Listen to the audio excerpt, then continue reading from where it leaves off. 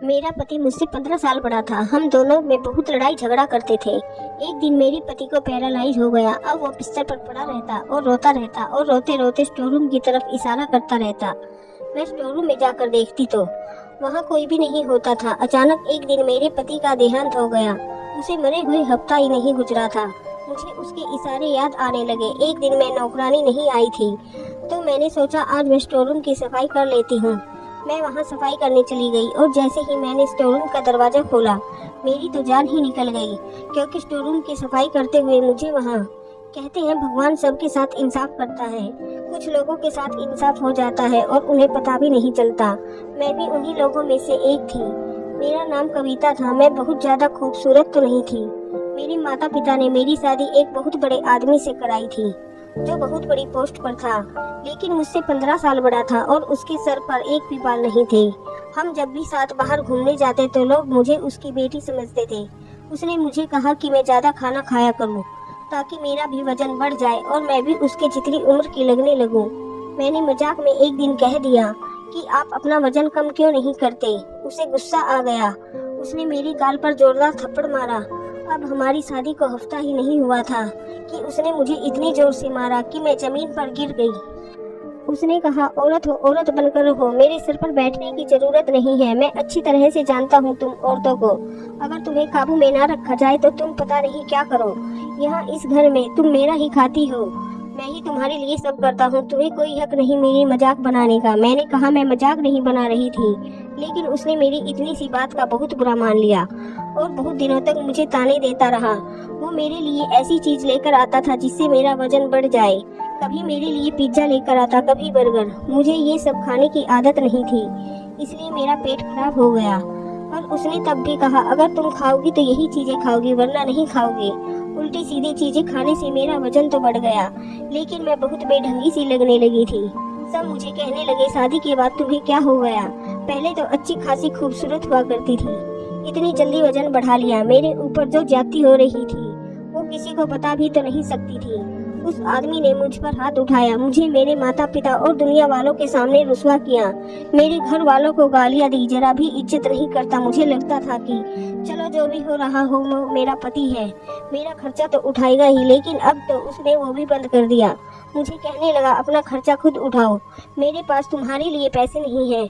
अगर पैसे चाहिए तो अपने लिए नौकरी तलाश कर लो। जीवन में सुकून जैसे कहीं खो सा गया था। रोज कोई न कोई हंगामा जरूर करता। मैंने स्कूल में नौकरी करनी शुरू कर दी।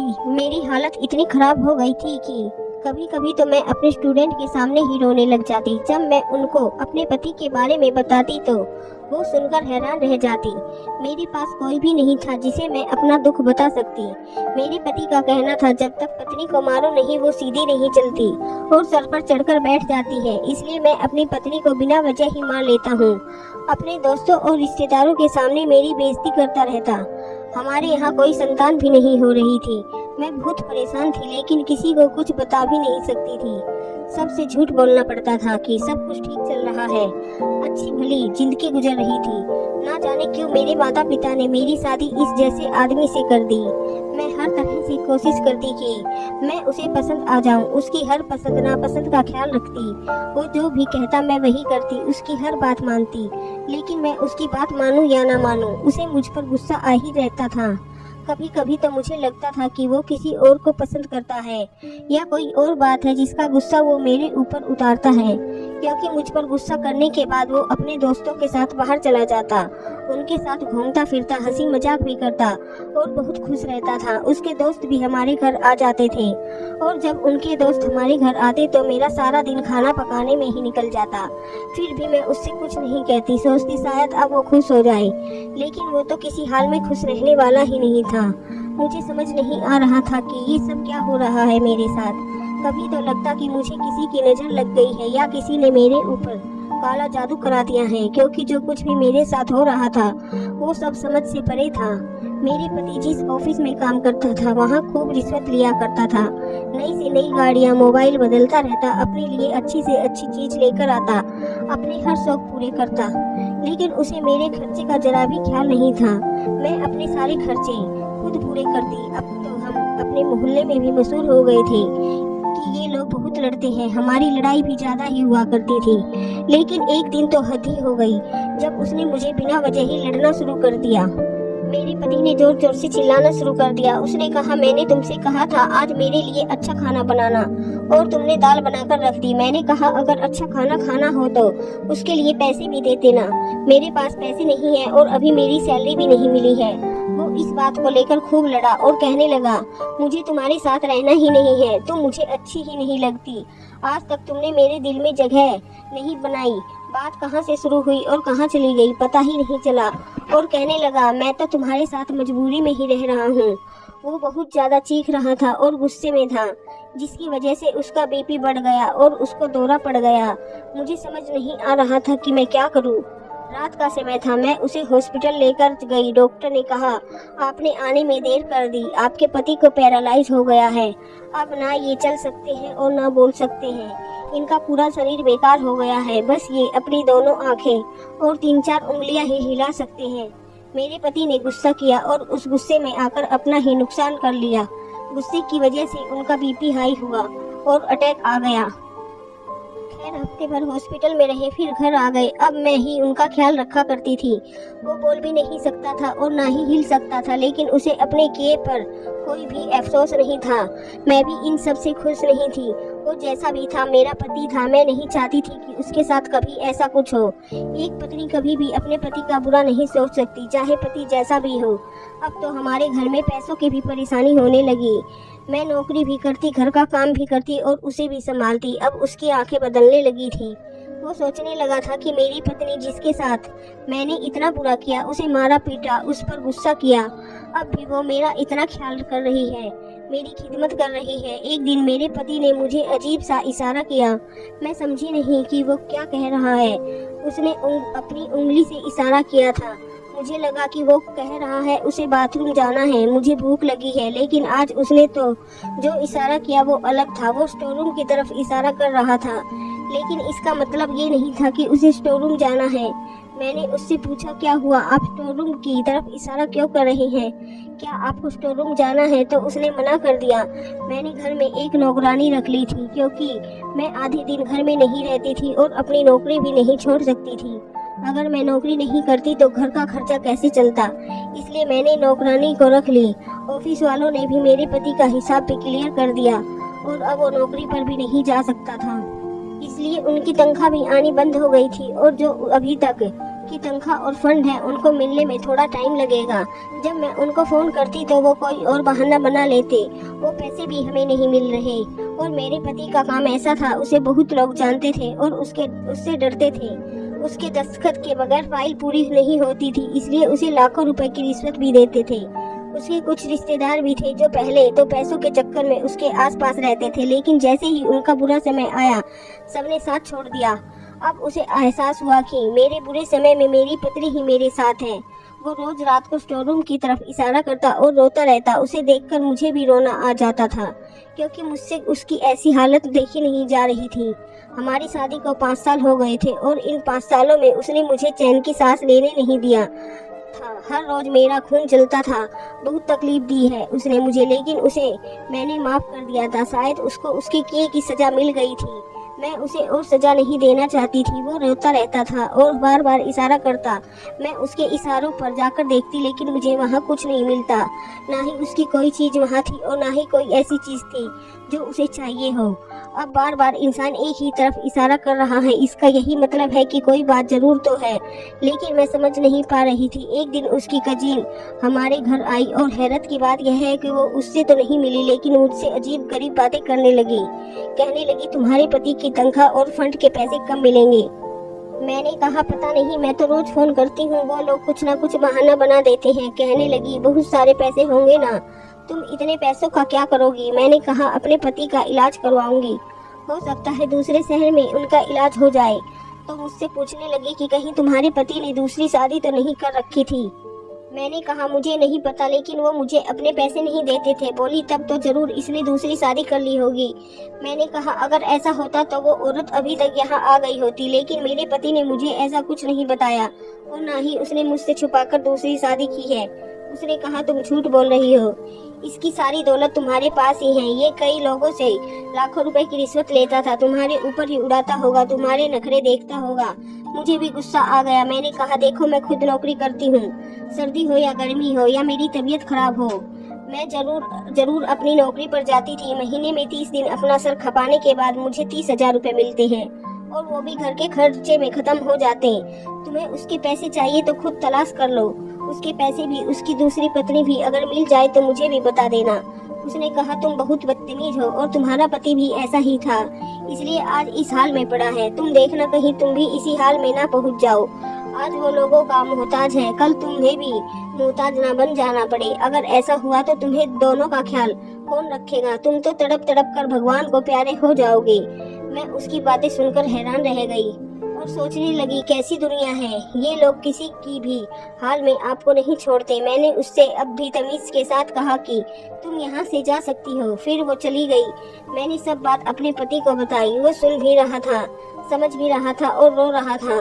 वो मुझसे शायद बातें करना चाहता था, लेकिन अब वो बोल नहीं सकता था। अगले दिन मैंने डॉक्टर से चेकअप करवाया तो डॉक्टर ने भी यही कहा कि इनके ठीक होने की उम्मीद बहुत कम है। अभी तो ये ऐसे ही रहेंगे, आगे भगवान की मर्जी है। लेकिन अगर आप चाहे तो किसी और डॉक्टर को दिखा सकती हैं या किसी और शहर ले जा सकती हैं। डॉक्टर हर माह आकर चेक करते थे, लेकिन कोई अच्छी खबर नहीं मिल रही थी। बस मेरा पति बार बार स्टोर रूम की तरफ इशारा करता रहता और मैं समझ नहीं पाती कि वो क्या कहने की कोशिश कर रहा है। वो यूं ही रोता रहता। डॉक्टर कहते, अगर ये रोते रहेंगे तो इनकी आंखें खराब हो जाएगी और दवाई भी असर नहीं करेगी। मैं उन्हें समझाती और कहती कि आप रोया ना करें, सब्र करें। एक दिन जब सवेरे मैं उनको जगाने गई तो मैंने देखा कि वो जाग नहीं रहे थे। तब मुझे एहसास हुआ कि वो इस दुनिया में नहीं रहे। मेरे पैरों तले जमीन निकल गई। मैंने डॉक्टर को बुलाया। उन्होंने कहा, इनका देहांत हो चुका है और इनके लिए यही अच्छा हुआ, क्योंकि ये जीने की उम्मीद छोड़ चुके थे और बहुत तकलीफ में थे। अच्छा हुआ इन्हें भगवान ने बुला लिया। मुझे ये सुनकर बहुत ही सदमा लगा और मैं रोने लगी। वो जैसे भी थे, आखिर मेरे पति थे। उन्होंने मेरे साथ कुछ भी किया हो, लेकिन उन्हें भी जीने का हक था। मैंने पूरी इज्जत के साथ उनका क्रियाक्रम किया। मैं कुछ समय नौकरी पर नहीं गई। मैं घर में ही रहती और मेरे साथ घर में एक नौकरानी रहती थी।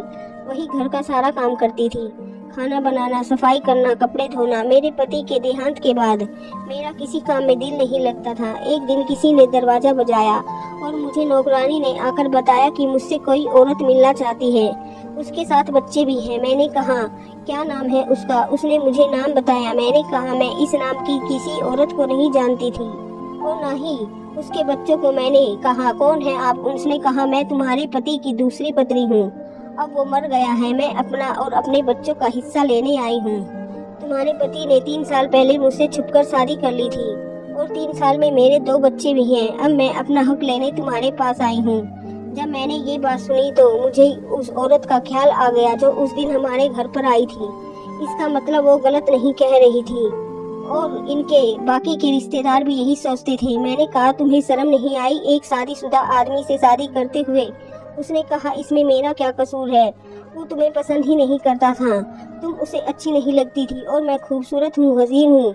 वो मेरे पीछे पड़ गया और मुझसे शादी कर ली। मैंने कहा, खूबसूरत तो मैं भी थी, लेकिन उसने मुझे जानबूझकर बदसूरत कर दिया। उसने कहा, मर्द ऐसा क्यों करेगा? शायद तुम्हारी किस्मत ही खराब थी। खैर छोड़ो इन सब बातों को। अब वो इस दुनिया में नहीं रहा। मेरा हिस्सा दे दो मुझे। तो मैंने कहा, वो मेरे पास कुछ नहीं छोड़कर गया है। मैं अपना खर्चा भी अपनी नौकरी करके चलाती हूँ और जो उसके फंड और तनख्वाह है वो अभी तक मिली नहीं। जब मिल जाएगी तो मैं तुम्हें उसमें से आधे पैसे दे दूंगी। और रहा ये घर भी किराए का है और इसे मैं चलाती हूँ। तुम्हारा पति नहीं चलाता, वो मुझे पैसे भी नहीं देता, तुम पर ही उड़ाता होगा अपनी सारी दौलत। तभी तो इस घर में 1 रुपया भी नहीं देता था। तुमने उसके जीते जी बहुत ऐश कर लिया। अब तुम्हें क्या चाहिए? वो औरत मुझसे लड़ने लगी और मेरे पूरे घर की तलाशी लेने लगी। मैंने कहा, ये यहाँ कुछ भी नहीं है, जाओ यहाँ से। मेरा बीपी बढ़ने लगा। मुझे उसकी हरकत से बहुत गुस्सा आ रहा था। वो औरत बहुत जिद्दी और बदतमीज थी। जब उसे कुछ नहीं मिला तो वो चली गई और कह कर गई कि तुम पर नजर रखूंगी, जब उसके पैसे आ जाएंगे तो मैं खुद लेने आ जाऊंगी, मुझे सब कुछ पता चल जाएगा। मेरी नौकरानी ने बताया कि वो उस औरत को जानती है। वो बहुत बिगड़ी हुई औरत है। अमीर आदमी को पहले फंसाती है, फिर उससे शादी करती है और फिर बाद में उसके सारे पैसे ले लेती है या तलाक के नाम पर बच्चों का खर्चा मांगती है। अब पता नहीं उसने ऐसा क्यों किया, लेकिन ये औरत अच्छी नहीं है, इसको तो सारा मोहल्ला जानता है। मैंने कहा मेरी जिंदगी में कुछ अच्छा नहीं हो सकता। पति ने भी मुझे तंग किया और जाने के बाद भी मेरे गले में मुसीबत डाल गया। मैं क्या करूं? अभी मेरे पति को मरे हुए ज्यादा समय नहीं हुआ था। मुझे बार बार अपने पति का ख्याल आता कि वो स्टोर रूम की तरफ इशारा क्यों करता था। अपने आखिरी समय में भी वो यही इशारा कर रहा था। मुझ में उसकी याद बस गई थी। औरत भी बहुत अजीब होती है, जब किसी से मोहब्बत करती है तो उसकी बेवफाई भी माफ कर देती है, लेकिन मन के अंदर इतनी ताकत नहीं होती। मुझे तो आज तक ये समझ नहीं आया कि मेरे पति ने मेरे साथ ऐसा क्यों किया, जबकि मैंने तो हमेशा उनसे मोहब्बत की। मैं अपने घर में भी यही सोचकर आई थी कि हमेशा अपने पति का साथ दूंगी। मैं देखने में भी अच्छी थी, लेकिन शायद उनके दिल में जगह न बना सकी। औरत खूबसूरत है या नहीं, मर्द की नजर ही तय करती है। अगर कोई औरत एक बार मर्द को खूबसूरत लग जाए और अगर वो खूबसूरत ना भी हो, वो उसे अपने दिल की मलिका बनाकर रखता। और वो कभी कभी बहुत खूबसूरत औरत भी मर्द के दिल को नहीं भाती, तो उनकी हालत मेरे जैसी हो जाती है, क्योंकि आजकल तो हालात भी ऐसे थे। मैं अब दिन भर रोती रहती थी, खाना भी नहीं खाती थी। हर समय दिमाग टेंशन में रहता था, लेकिन मेरे पास अब क्या रह गया था। मेरी उम्र भी अभी कोई ज़्यादा नहीं हुई थी, मुझे किसी से शादी भी नहीं करनी थी। मेरा ऐसा कोई इरादा नहीं था। मैं सिर्फ अपनी ज़िंदगी चैन सुकून से और अपने तरीके से जीना चाहती थी, और मेरे दिल में अब कोई चाहत बाकी ना रही थी। मेरी जिंदगी का अब कोई मकसद नहीं था। मैं घर में ही रहती, मेरे पति के पैसे भी नहीं आ रहे थे, और उनकी दूसरी पत्नी फोन करके मुझे बहुत परेशान करती रहती, पैसों का पूछकर मुझे तंग करती रहती। मेरे पास सब पैसे खत्म हो गए थे। मैंने नौकरानी से भी कहा कि वो काम पर छोड़कर चली जाए, मैं अब उसको पैसे नहीं दे सकती। मैं हैरान रह गई जब एक दिन वो मेरे लिए खुद अपने घर से खाना बनाकर लाई और कहने लगी, आप बहुत अच्छी हैं मैडम, आपने मेरा बहुत ख्याल रखा है। मेरे पास इतना ही है मैडम, मैं आपके लिए खाना ही ला सकती हूँ। उस दिन मुझे पता चला कि अगर हम दुनिया में किसी अच्छे इंसान के साथ अच्छा करते हैं तो वो हमारे साथ उससे भी अच्छा करता है। उसके पास तो खुद कुछ नहीं था, वो गरीब थी, 4 बच्चे थे, उसके ऊपर बोझ नहीं बनना चाहती थी। मैंने उससे कहा, अगर मेरे हालात अच्छे हो गए तो मैं तुम्हें ही काम पर बुला लूंगी और तनख्वाह भी दे दूंगी। उधर उसके ऑफिस वाले पैसे देने को तैयार नहीं थे, शायद वो पैसा खाना चाहते थे। इधर उनकी पत्नी ने मुझे तंग कर रखा था। मेरी एक दोस्त थी जिसे मैंने उधार ले रखा था, और किसी तरह खाना पीना चल रहा था, वो भी खत्म होने वाले थे। मैं बहुत ज्यादा परेशान थी। नौकरानी को भी मैंने हटा दिया था। घर भी कुछ बहुत ज्यादा गंदा हो रहा था, वैसे भी करने को कुछ नहीं था। मैंने सोचा आज सफाई कर लेती हूँ। मैं स्टोर रूम में चली गई। वहाँ जाते ही मुझे अपने पति की याद आने लगी। मैं सोचने लगी वो बार बार इधर इशारा क्यों करते थे, कि अचानक मेरा पैर फिसल गया और मेरा हाथ दीवार पर लग गया, जिससे मेरी कलाई में चोट लग गई और वहाँ एक टाइल टूट गई। जब मैंने उस तरफ देखा तो मेरे पैरों तले जमीन निकल गई। मुझे यकीन नहीं हुआ कि मेरी आंखें क्या देख रही है। इस दीवार के पीछे एक कमरा बना हुआ था और उसमें एक तिजोरी बनी हुई थी। जब मैं अंदर गई तो मेरे पैरों तले जमीन ही निकल गई। उसके अंदर ढेर सारी दौलत, सोना चांदी और ना जाने क्या कुछ था। मैं समझ गई कि वो इसी तरफ इशारा किया करता था, लेकिन बता नहीं सकता था। जैसे ही मेरे पति ने बारे में मशहूर था कि वो बहुत ज्यादा रिश्वत लिया करता था। शायद ये सब उन्हीं की रिश्वत के पैसों से बना हुआ था। मैंने सब सामान वहाँ से निकाल लिया और उस जगह को बंद कर दिया और पहले की तरह कर दिया ताकि कोई पहचान ना सके। अगले दिन मैंने नौकरानी को बुलाया और उससे कहा कि घर का सारा सामान पैक कर दो, मैं यहाँ से जा रही हूँ, वैसे भी ये घर किराए का है। मैं सोच रही थी कि दौलत में से कुछ हिस्सा अपने पति की दूसरी पत्नी को दे दूं, लेकिन नौकरानी ने बताया कि वो दोनों बच्चे उसके नहीं थे। वो झूठ बोल रही थी, वो बच्चे किसी और के थे, वो आपके पति के बच्चे नहीं थे और वो औरत हमारे मोहल्ले में रहती है। कल एक आदमी आया था और अपने बच्चों को लेकर चला गया। हो सकता है आपके पति ने उससे शादी ना की हो, वो झूठ बोल रही हो, क्योंकि ये औरत ऐसे ही ड्रामा करके पैसे ऐंठती है। मैं खामोश उसकी बात सुनती रही। मैंने नौकरानी को उसकी तनख्वाह और कुछ पैसे दे दिए। उसे लगा शायद मुझे ऑफिस से पैसे मिल गए हैं, लेकिन ऑफिस वालों ने तो पैसे खा लिए थे। मैं वहाँ से चली गई। मैंने कुछ सामान भी उसे दे दिया और थोड़ा बहुत सामान अपने साथ लेकर दूसरे शहर में चली गई थी। वहाँ पर मैंने नौकरी करनी शुरू कर दी। आज मेरे पास घर भी है, गाड़ी भी है और मैं अपने पति के नाम से एक अनाथ आश्रम बनवा रही हूँ, क्योंकि ये पैसे उनके ही थे, उन्हीं ने रखे थे। वो तो मुझे देना भी नहीं चाहते थे, लेकिन शायद किस्मत को यही मंजूर था, ये पैसे मुझे ही मिलने थे। मैं इन पैसों से कोई अच्छा काम करना चाहती थी। ये सब सुनने में अजीब लगता है, लेकिन मेरा पति मुझसे 15 साल बड़ा था। उसके इतने सालों में ये पैसे जमा किए थे, लेकिन वो इसे खर्च नहीं कर पाया। यही तो जीवन है, इसमें ऊंच नीच होती रहती है, लेकिन अब मैं किसी पर भरोसा नहीं कर सकती, इसलिए दूसरी शादी नहीं करना चाहती। मैंने आगे पढ़ाई करने का फैसला किया है ताकि मैं एक अच्छी जॉब कर सकूं, क्योंकि चाहे आपके पास दौलत का दरिया क्यों न हो, वो एक न एक दिन खत्म हो ही जाता है। मैं अपने पति को खुशी से याद करती हूँ और उनकी आत्मा के लिए भगवान से प्रार्थना करती हूँ, क्योंकि वो जैसा भी था मेरा पति था। दोस्तों, उम्मीद करती हूँ आपको हमारी कहानी पसंद आई होगी। कहानी पसंद आई हो तो वीडियो को लाइक करें, चैनल पर नए हैं तो चैनल को सब्सक्राइब कीजिए।